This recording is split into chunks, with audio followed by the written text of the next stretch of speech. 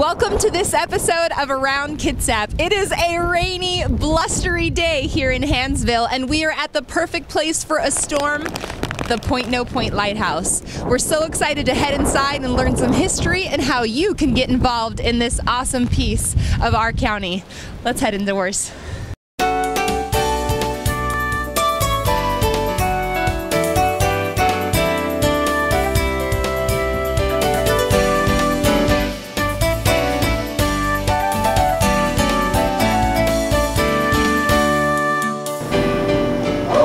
How are you? Hi, Shelley. Hi, welcome to Point No Point Lighthouse. I'm here now with Shelley Douglas. She is the president of the Friends of the Point No Point Lighthouse. Shelley, thank you so much for having us here today. We are delighted to have you. This is a special day for us. We do this once a year. So we decorate the lighthouse, and in an old-fashioned way, by the way. We want people to feel the historic feel of this lighthouse. So we try to keep it as the lightkeepers would have decorated. And people come from the community and from around the county to get to see people's houses decorated and to come to the lighthouse. What a great opportunity to visit this historical landmark in our county. Tell me a little bit about your role here at the lighthouse. Well, the Point No Point Lighthouse is, we have a triad here. It is the Friends of Point No Point Lighthouse. We're the volunteers that are responsible for the restoration and preservation of this lighthouse. And then there is the Kitsap County Parks and Recreation. This is a Kitsap County park. And then there is the U.S. Lighthouse Society. It's a private, nonprofit entity that is solely for education of lighthouses globally, actually. They give wonderful cruises all over the world just to see lighthouses. But their national office is in half of the quarters. Oh, wow. You know, the duplex. Right here on site. Right here on site. The other half of the duplex, by the way, is the vacation rental. And anyone can come stay at Point No Point Lighthouse in a lovely, lovely setting, and where the lightkeepers used to live, and the Coast Guard later. And so what is it that you do personally here? I lead the group. I lead the board, and we are constantly thinking of ways to get more people out here. We're trying to plan what are we going to put in for grant money this year. We have National Lighthouse Day. That is a presidential decree, by the way, and all over the United States during the month of August, lighthouses have a National Lighthouse Day celebration. Ours is hugely successful. We've stumbled upon doing a family scavenger hunt, and it is, you gather information and you learn about the history of this lighthouse and this light station. By the way, I have to plug the Audubon Society here. This is an IBA, an important bird area, and that is an Audubon designation, and we are a global IBA, and that means we're the top of that designation. Wow. Because of the number of migratory birds, permanent birds, the species, and the habitats. Mm-hmm. And we just about have it all except desert. So we're an extremely active group because there's just so much that we can do here to bring this lighthouse to the notice of the Kitsap County residents. Absolutely, there's so much here to see and learn. Yes. Let's head on inside for our tour.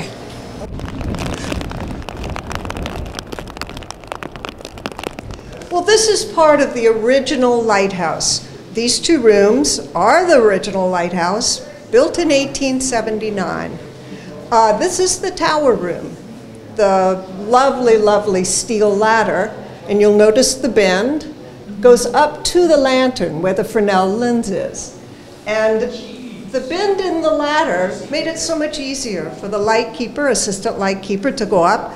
They were laden with buckets, fuel, cleaning materials, and when you go up the ladder, you naturally lean in, and it's just a brilliant design. But that is what this room is. It accommodates the ladder. to access the Fresnel lens. Tell me a little bit about the history of this building itself. Well, as more Europeans came into this area, of course, the need for lighthouses was apparent. This is the oldest, as I said, this is the oldest lighthouse on Puget Sound. And I believe it was in 1872, 76, the government started grinding. And it takes so long, you know, for all the funds, to build a lighthouse here at Point No Point. And because the vessel traffic was getting heavier and heavier, a lot of reasons. Tacoma and Seattle growing so. Also remember, Seattle burned down, and a lot of ship traffic delivering hardware, nails, whatever. Of course, the wood was here to rebuild Seattle. So there was a need. The lighthouses did show areas where the ships did not want to go, but primarily they guided the ships out of Admiralty Inlet into Puget Sound and south to the big ports. So it was more vessel traffic because of, and the gold rush. We forgot the gold rush. That was a big reason. But that's why. That's how it got here. And being a point of land, it was an obvious place to put a lighthouse. Well, thank you so much for joining us today, Shelley. Well, thank you so much for highlighting what is truly one of the gems of Kitsap County. Please, I wish everyone would come visit us. We start our season the first weekend in April and go through the last weekend in September, Saturday, Sunday, noon to 4. And come see us at the light. Thank you so much. After this, we'll be heading to talk to Elise and Libby about the docent program and a special tour of the lighthouse in character, which is a great attribute to this historical place. We'll be back soon. All right, here I am with Libby Anderson. She is the docent coordinator and the outreach coordinator here at the Point No Point Lighthouse. Tell me a little bit about what it's like to run something like this. What does it take with all the volunteers here? Well, we do have a cadre of wonderful, eager volunteers. 30 docents help us with these tours. You're in our lighthouse right now, and we have training in March for that. So we're always looking for eager people that we have cheat sheets. You know, they get their little cue cards, and we through the training, and then we pair them with docents that have been with us a while, so they're not on their own. We always have 2 docents, so that you never feel like, I'm by myself. So it's a wonderful opportunity to greet the people. Not everybody knows there's a lighthouse here in Kitsap County. It's true. So we do get that outreach out. We want them to know we're here and provide that and try to keep it open as many days as possible. We were able to garnish a few more Fridays last year, bringing our outstanding record, our new total, 6,249 visitors last year. Wow. 2,000 more than the prior year. And what do you attribute that huge increase to? Well, on those Fridays, we tried to open as many Fridays as possible, and we had at least 100 visitors most of those days. And then our National Lighthouse Day, which we have yearly in August, had the most families participate than ever before as well. So we're getting the word out. We do as much local publicity as possible. We go to farmers market, that's part of our outreach program, and we go, that's another spot. We've been in parades before. We've just tried in the best way we can to get community involved. We write monthly articles for the Hansville Log newsletter, touting our lighthouse. And we have a school program. So if anyone out there who's watching this would like to get involved as a docent, what do they do? We have a contact, just contact Libby Anderson, docents at pnplighthouse.com. Okay. And I'll get back to them. Great. Thank you so much for your time today, Thank Libby. you.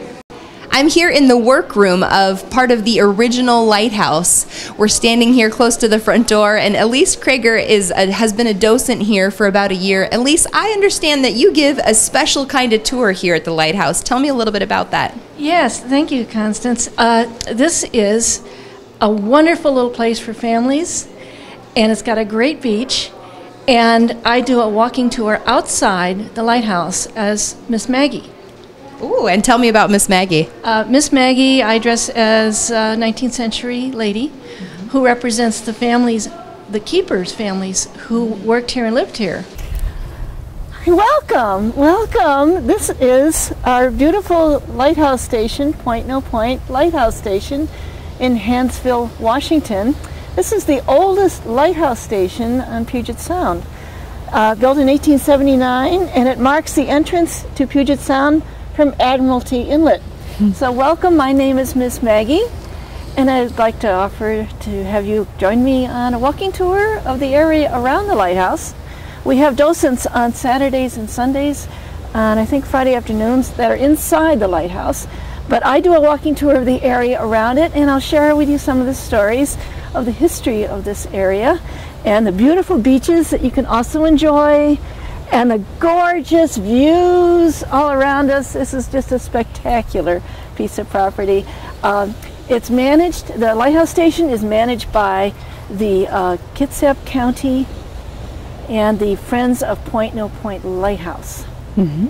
And while we're right here, I can actually show you something we're very proud of. These are the original keepers' quarters, and we'll talk more about that later. But right over there, that half of the keepers' quarters is occupied by the national headquarters of the United States Lighthouse Society. The other half is actually a seasonal rental. People can inquire about that. I'd like to start kind of far back to the original person who named this area. Puget Sound was named by George Vancouver. He was exploring these waters in 1792. He decided that this should be called Puget Sound. He often named the mountains and the waters and of the area after friends of his or crewmen or maybe someone who was the first to see a landmark. And so those people had their names carved in history. And that was 1792. In 1841, another fella came along. He was the commander of the U.S. exploring expedition. His name was Lieutenant Charles Wilkes. And in 1841, he came along with his sailing ship. He wanted to drop anchor here, and he saw a point of land. And as he got closer, he realized it was very muddy and shallow here, so he couldn't drop anchor. So he called it Point No Point. And the name has stuck. He also named Useless Bay over in Whidbey Island. So he had a penchant for names. The Native Americans called it Hotskoos, which means long nose. Here we are with this marker, which is representing an important moment in the history of this land. The natives that were here used this for hunting and fishing predominantly. And in 1855, many of the tribes agreed to sell, put that in quotes, but sell the land to the territorial government, which Washington wasn't yet a state in 1855. So this was where the territorial governor, Isaac Stevens, met with about 1,000 members of the native tribes. And they commemorated this moment where they signed the treaty. And the natives were allowed to continue fishing and hunting on this land and the areas around it, whatever they agreed to, you know, as far as the amount of land involved. So this is a marker that was put here in 1955 to commemorate that signing. Wow. We are coming up to the lighthouse area here, and we'll talk some more about the keepers that lived here. The lighthouses didn't run themselves. This whole area was settled in the 1800s by Norwegians, largely Norwegians, fishermen. And Hansville over there, there's a Norwegian Point is what we call it. That was settled by Hans Zachariasen, who gave his name to Hansville. And we're very fond of Point No Point Lighthouse, and we have wonderful, wonderful docents and people who volunteer to help keep it maintained and keep it running.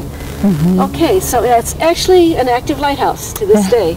And this light that's turning up here, that's the actual light that operates today. Okay. It's an acrylic light, and the signal, each lighthouse had its own personal signal. So this one flashes 3 times every 10 seconds. Huh. And so if you're out at sea and you see that, you know it's Point No Point Lighthouse. How funny. Isn't that cool? Yeah. The lighthouse keepers had to keep journals. They did a log every day, and they're really fun to read because a lot of this was routine maintenance. And they would even say that, routine maintenance of the day. And it would go on like that. Or then it would be earthquake. Oh. Or then it would be gales from the southeast. And then a succession of days would be wind, windy, rain, more wind, gale. It was but then it had different things going on like whitewashing. Now, I often tell kids that come to visit, I've asked them if they've read Tom Sawyer. Yeah. And you know the famous chapter.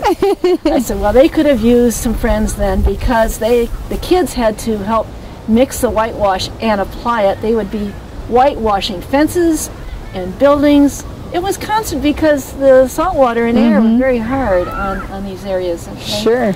And they also did the hunting and fishing, gathering berries, helping with the garden. And of course they had to be self-entertaining. You know, they didn't have the cell phones Right. and the iPads that we have now. And they maybe didn't have a whole lot of friends either. I don't know as far as the neighbors down here and how hard it was to get together or not. Sure. Now, one of the keepers' families, the Scannells, his wife was Mary Scannell, and she got tired of this whole business of sailing 9 miles to get the mail. She said, no. She became the first postmistress of Hansville, and she served for 21 years. Wow. So she started by receiving the mail right here in the tower room. That's so neat. Very smart lady. Yeah. They had to maintain that light at any cost, and I'm sure the wives knew how to too, in case the keeper was sick or something. That could happen. Sure. Or maybe the assistant wasn't around. Who knows? There was all kinds of reasons why someone else would have to take over with maintaining that. And they had to keep records. They even were responsible for maintaining habitats of the birds and the animals that lived in the area. Yeah, I thought that was cool. So speaking of birds, this whole area over there is an international birding area. Very important area, it's called. Okay, and so we do have a lot of migrating birds and all kinds of, herons, different kinds of ducks, grebes, cormorants that people can see in that area. Well, we're real proud to tell you about this new addition to our lighthouse station here. This is the Whale Trail map, and I believe there's about 60 of them around the entire northwest waters here. Whaletrail.org is an organization that brings awareness to our visitors about the marine life, the birds, the animals you might see right here on the beach. In fact, I tell kids, if you see a baby seal, don't go near it. Yeah. Because mom's out there eating, and she'll come back and take care of baby. So there's a lot of neat information here. And one of the things that the Whale Trail people feature quite heavily is our local orca population, known as killer whales. And we have the JK and L pods, and some of them rather endangered. And we like to bring attention to their situation because they do feed on salmon. And we need to keep the waters clean and do what we can to encourage their development and the reproduction cycles and so on. And a couple babies were born recently, so we're real proud of that and happy about that. And you might see orcas out here. Okay? Now, speaking of orcas and things that just came along down the pike, I just read this book. It's called The Blackfish Prophecy by Rachel Clark. And I like to talk about it a little bit because it's been endorsed by Dr. Jane Goodall. Wow. And it's an exciting book. It's about captive orca whales and wild whales and 3 young people. It's a book for young adults and adults too. But 3 young people who use modern technology and ancient wisdom to bring attention to the plight of the captive whales and maybe help them connect with their wild families. And it's just a fantastic book. So it's The Blackfish Prophecy, and you can order it. I like to wrap up the tour here with a bit about the real ancient history. Go way, way back here to actually 250,000 years ago. The latest glacier was here around 13,000 years ago. Wow. It was half a mile thick, and it's extended all the way down to Olympia. And it was so heavy and thick, of course, it pressed down on the crust of the Earth. And so when it started to melt, of course, the crust would then gradually come back up again. It often left behind landlocked areas, landlocked lakes, and glacial till, just lots of rocks and debris that it would pick up in its travels and then leave behind. Sure. Now, way down the beach, you can't see it from here, but there's a great big boulder, and I ask kids when they come out and say, do you think a giant left that there? Because it's really big, And so they think about it, and it was left by the glacier. It's called an erratic. So we have one down there. So neat. The other thing you can see from here is Seattle's skyline. I do see it. Beyond that would be Mount Rainier on a clear day. Mount Rainier is 14,441 feet high. And it's considered a very dangerous volcano. In fact, some think it's one of the most dangerous volcanoes in the world. Why? Because it is covered with ice. And if at some future point, not if, but when, it releases any heat at all, the glaciers will melt and it will cause a massive mudslide. And the area south of Seattle could be affected. The Puyallup Valley was hollowed out about 500 years ago, very, very recently in geologic terms, by a mud flow. And of course we know about Mount St. Helens, which isn't very far away. So there are those things that we have to consider as we live here. We don't have hurricanes, and we don't have tornadoes, but we have our little fault lines. And we are on an area where the Juan de Fuca plate is sliding, I believe it's underneath the North American plate. And so that's why every now and then you read in the news about the possibility of a major earthquake. Sure. Over there on Whidbey Island, you'll see the layers there. They were built up over the last probably 200,000 years or more. Some of it was by glaciation and melting. Some of it was by streams. And there's an area over there, I think it's near Useless Bay, where the sand layers become twisted like pretzels. As you can look, and maybe the cliff might be, 70 feet high or whatever, but you can see where these layers are convoluted. And the scientists say that's because at some points in history there were significant earthquakes. Wow. And how interesting. There's a big fault line right there. It's called the South Whidbey Fault. And it can possibly generate a 6-scale earthquake. Wow. And they even point out where some of the sand has been injected to other layers. That's called liquefaction, or where it's become liquid because of the earthquake movement. Interesting. It's so big. Yeah. So this whole area is significantly affected by what's going on underneath. But now we have these monitors that scientists have been placing around from the Pacific Ocean all through this whole watery area here.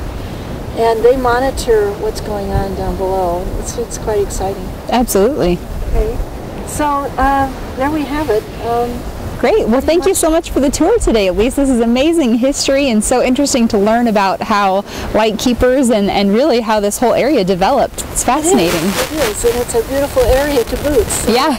You can't beat it, right? That's right. Well, thank you so much. Thank you so much for coming. I enjoyed talking with you.